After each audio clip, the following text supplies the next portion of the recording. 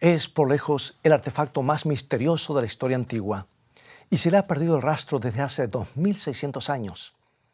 El Arca de la Alianza ha sido reverenciada por millones como el objeto más sagrado sobre la tierra y todavía hay quienes querrían encontrarla. Hoy te contaré por qué el arca es tan importante y dónde podemos encontrarla. Toma tu Biblia y mantente en sintonía.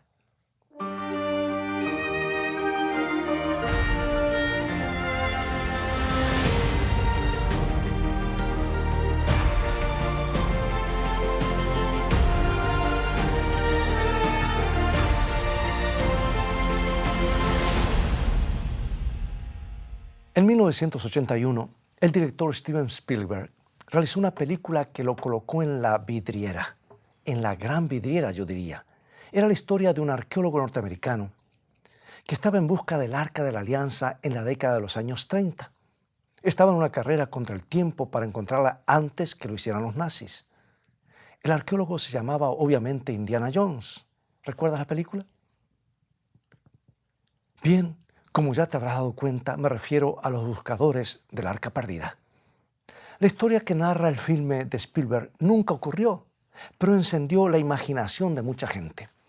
Los espectadores que nunca habían pensado en el Arca de la Alianza fueron hechizados por lo que muchos consideran, si me perdonan la ironía que estoy por decir, el santo grial de la arqueología.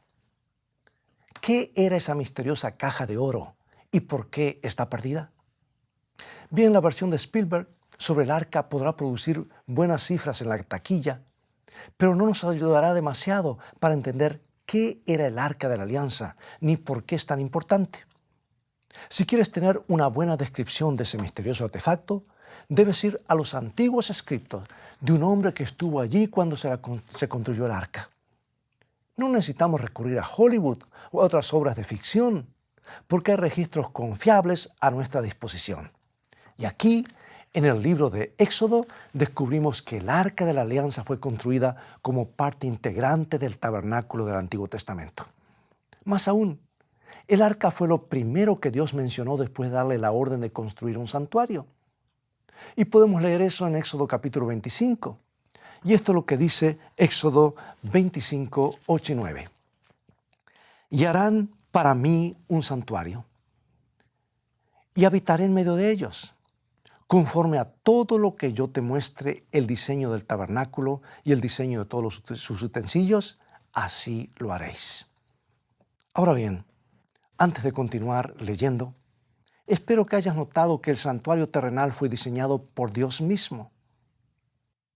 Moisés le dijo, quiero que me construyas un santuario y quiero que sigas el modelo que te voy a mostrar. En otras palabras, Moisés no podía construir lo que se le antojara. Toda la estructura, incluyendo cada uno de los muebles, fue planeado por Dios. Y eso incluye también el Arca de la Alianza, que aparece en el próximo versículo, porque dice Éxodo 25, 10 y 11.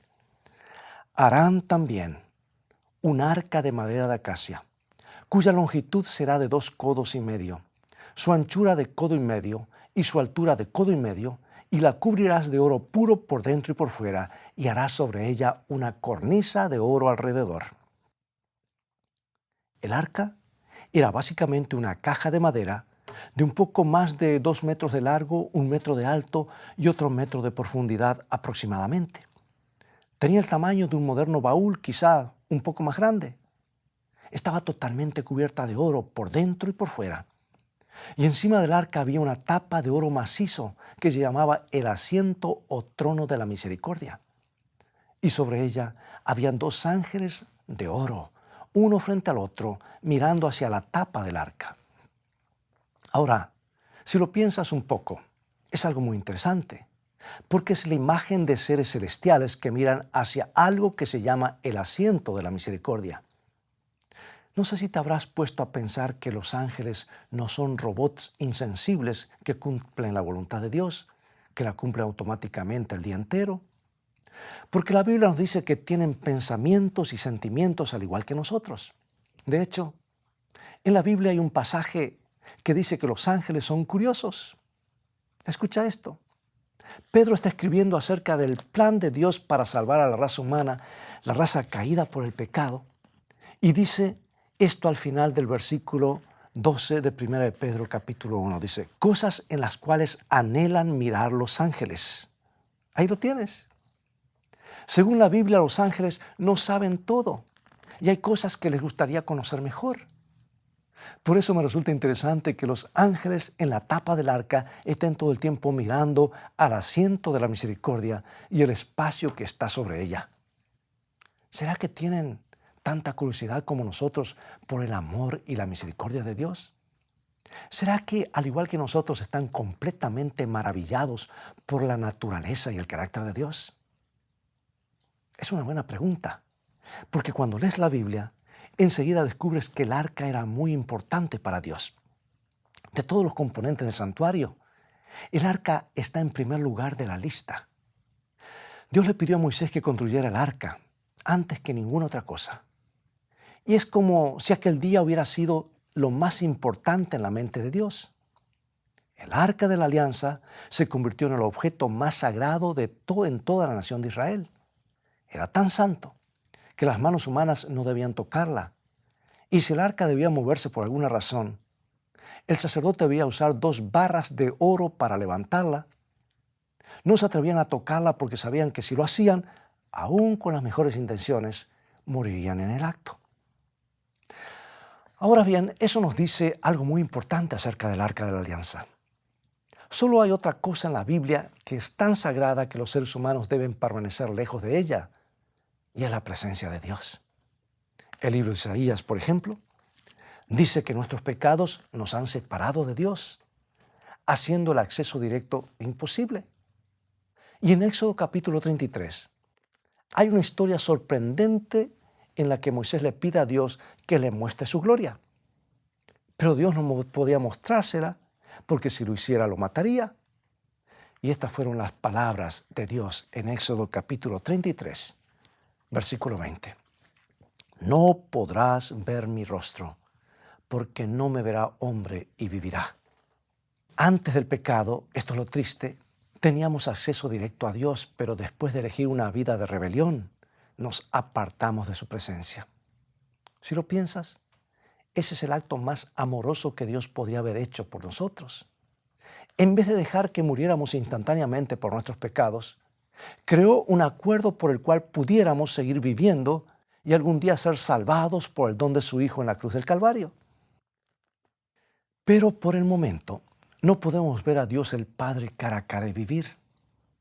Como con el arca pasaba lo mismo, tenemos una pista de su verdadero significado. La Biblia dice que el arca de la alianza estaba localizada detrás de un grueso velo en el lugar santísimo. La única vez que los seres humanos la veían era cuando el campamento se trasladaba o una vez por año cuando el sumo sacerdote ingresaba en el lugar santísimo para el ritual del día de la expiación. Y esa pieza del mobiliario era por lejos el objeto más temido en el tabernáculo. La pregunta es, ¿por qué? ¿Qué tenía de especial esa caja de oro? ¿Por qué estaba oculta en la parte más inaccesible del templo? Por suerte no tenemos que adivinarlo porque la respuesta se encuentra en Éxodo capítulo 25. Refiriéndose al arca de la alianza, Dios dice lo siguiente, Éxodo 25, 22. Y de allí me declararé a ti y hablaré contigo de sobre el propiciatorio entre los 2 querubines que están sobre el arca del testimonio, todo lo que yo te mandare para los hijos de Israel. Bueno, este es el motivo por qué no se podía tocar el arca de la alianza. No era una pieza más del mobiliario, era el trono donde se manifestaba la presencia literal de Dios. Y en medio del desierto, cuando los hijos de Israel iban de la tierra de Egipto a la tierra prometida, la presencia de Dios iba delante de ellos en forma de una gran nube. Durante el día era una nube, durante la noche se convertía en una columna de fuego. Y cuando los israelitas plantaron su campamento, la presencia de Dios descendió al tabernáculo y fijó su residencia sobre el arca de la alianza. Por eso es que en distintas partes de la Biblia se describe a Dios como el que habita entre los querubines. Por ejemplo, tenemos Salmo 81. Nos dice así: Oh pastor de Israel, escucha, tú que pastoreas como ovejas a José, que estás entre querubines, resplandece. Más adelante en Isaías 37:16 dice más o menos lo mismo. Jehová de los ejércitos, Dios de Israel, que moras entre los querubines, solo tú eres Dios de todos los reinos de la tierra, tú hiciste los cielos y la tierra. O sea que lo que implican estos pasajes es asombroso, porque aquí tenemos un Dios que ha sido dejado de lado y abandonado por la raza humana, pero igual decide tener su residencia entre los hombres. Abandona las glorias del cielo para residir en una pequeña carpa. La razón es que Él quiere estar con nosotros. Y cuando Dios le ordenó a Moisés que construyera un tabernáculo, le dijo exactamente cómo hacerlo. Y esto está en Éxodo 25:8. Y dice así: y harán un santuario para mí y habitaré en medio de ellos. Este es el propósito. Este es el verdadero secreto del Arca de la Alianza. Era especial porque representaba la presencia de Dios entre su pueblo. Y a menudo me pregunto si la madera mezclada con oro no era una indicación de que algún día Dios mismo iba a mezclar lo divino con lo humano para venir a la tierra como uno de nosotros. Es posible que en cierta medida el Arca de la Alianza estuviera señalándonos el nacimiento de Jesucristo.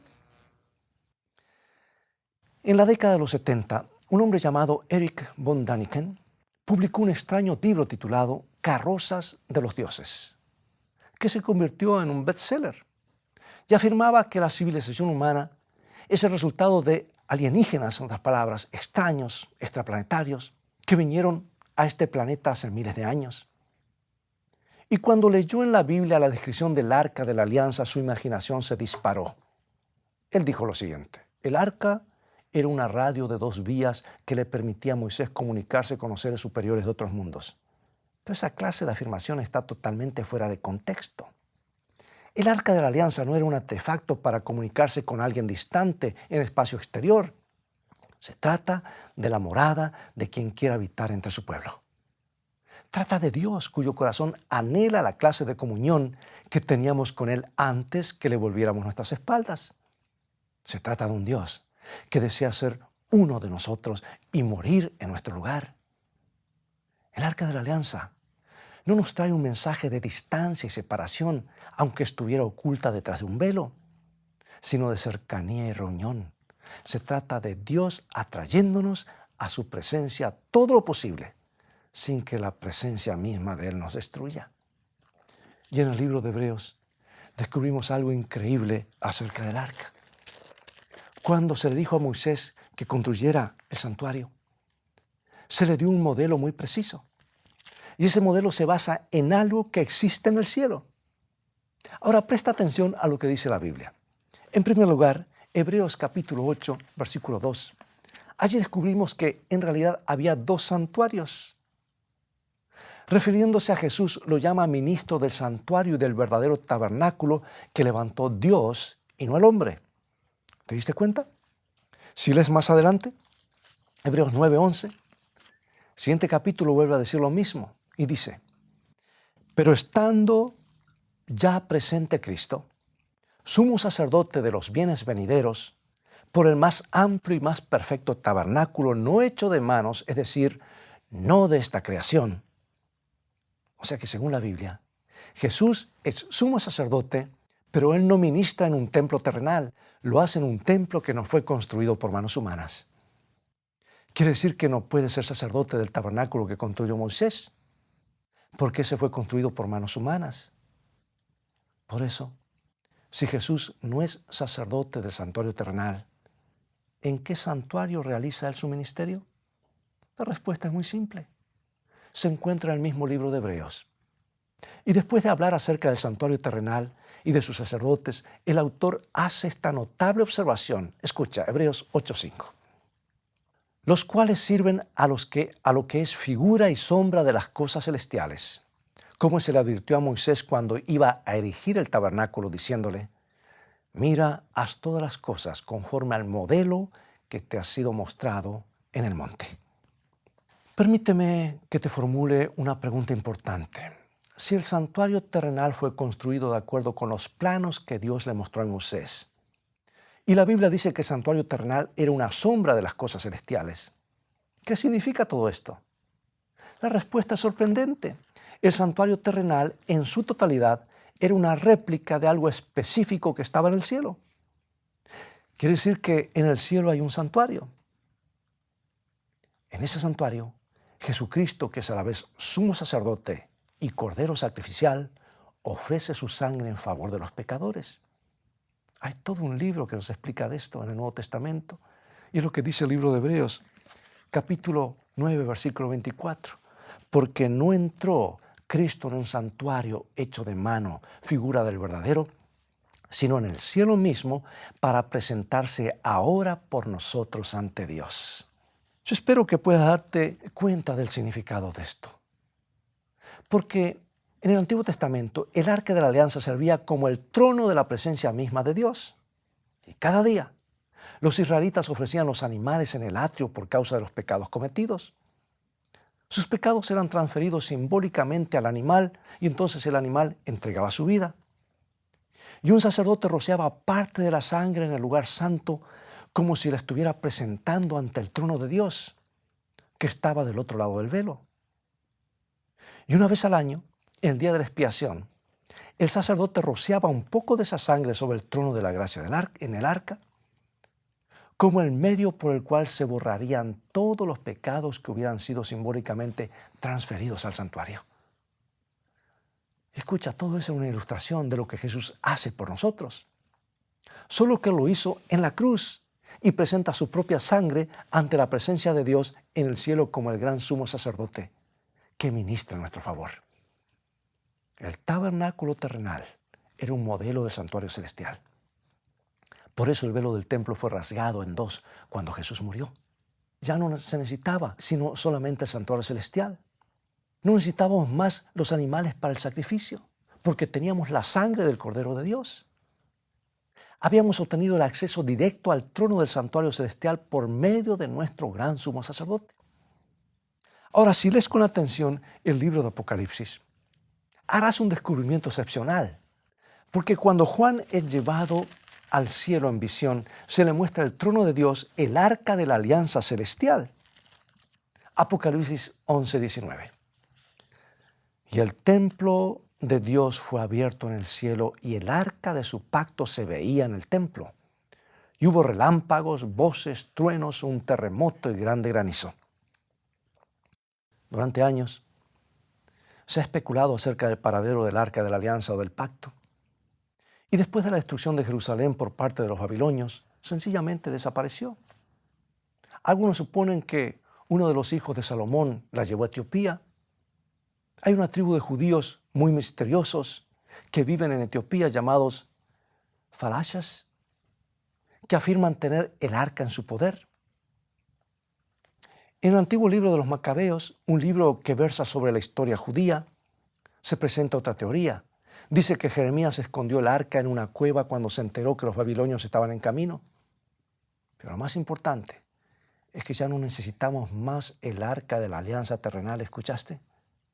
Porque tenemos la verdadera que está en el cielo. Tenemos acceso directo al trono de Dios en los cielos a través de Jesucristo. Y eso es lo que nos dice el libro de Hebreos. Escucha Hebreos 4, 14 al 16, uno de mis versículos favoritos. Por tanto, teniendo un gran sumo sacerdote que traspasó los cielos, Jesús, el Hijo de Dios, retengamos nuestra profesión, porque no tenemos un sumo sacerdote que no pueda compadecerse de nuestras debilidades, sino uno que fue tentado en todo, según nuestra semejanza, pero sin pecado. Y aquí la promesa: acerquémonos, pues, confiadamente al trono de la gracia, para alcanzar misericordia y hallar gracia para el oportuno socorro. Hoy, amigo y amiga, lo más importante no es saber dónde está el arca, sino lo que el arca puede enseñarnos acerca del trono de Dios. Y cuando seguimos leyendo, el libro de Hebreos nos dice que el trono de Dios es un lugar en el que podemos encontrar gracia y misericordia. Es algo sorprendente si tenemos en cuenta cuán lejos nos ha llevado el pecado. La Biblia nos enseña con total claridad, que Dios es perfectamente justo.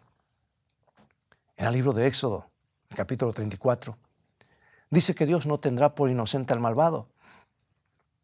Es que si Dios no se basara en principios ni gobernara de acuerdo con sus leyes, el universo ingresaría rápidamente en el caos. Por eso, amigo y amiga, los 10 mandamientos ocupan un lugar importante en el Arca de la Alianza. Ocuparon aquí en la tierra y los originales están en el cielo. Se le dijo a Moisés que los pusiera dentro del arca, debajo del trono de la gracia, para enseñarnos que el gobierno de Dios se fundamenta en su ley. Acuérdate que lo que pasaba aquí en la tierra era copia del original. Bueno, eso le produce temor a mucha gente. Algunos han llegado a la conclusión de que Dios es puras leyes y reglamentaciones, pero están equivocándose por completo. Hace algunos años, unas personas que trabajaban en un tanque de ideas elaboraron un concepto que se conoció como Parque del Crimen. Y era un lugar en el que no había ninguna regla. La idea es que los criminales que no quisieran vivir bajo las reglas de la sociedad serían enviados a un lugar en el que no hubiera reglas. Descubrirían por propia experiencia por qué las leyes son tan importantes. Ahora no sé qué piensas tú, pero no creo que yo pudiera vivir en el Parque del Crimen. Dios tampoco quiere que vivas allí. No te ha dado reglas y guías para hacer que tu vida sea miserable, no. Te las ha dado para que tengas una vida salva y segura. Pero cuando quebrantamos las reglas de Dios y decidimos vivir a nuestra manera, ponemos en peligro la seguridad de todos los demás. Por eso, cuando se quebranta la ley divina, debe haber una pena. La Biblia dice que esa pena es la muerte. Ahora bien, algunos pueden pensar que el castigo es demasiado severo, pero es solo porque nos hemos acostumbrado tanto al pecado que ya no comprendemos su seriedad. Si nuestros pecados no tuvieran ninguna sanción, nos conducirían a la miseria eterna apartados de Dios. También pueden amenazar la seguridad y la felicidad de todos los que nos rodean. Amigos, es un asunto serio. Por eso la ley de Dios está allí junto a su trono. Pero como pecador, me alegra que la tapa que cubre la ley de Dios se llame asiento de misericordia. Significa que un Dios que quiere morar entre nosotros también anhela perdonarnos. Y lo último que querría es que nos perdiéramos en el pecado y sufriéramos para siempre. No.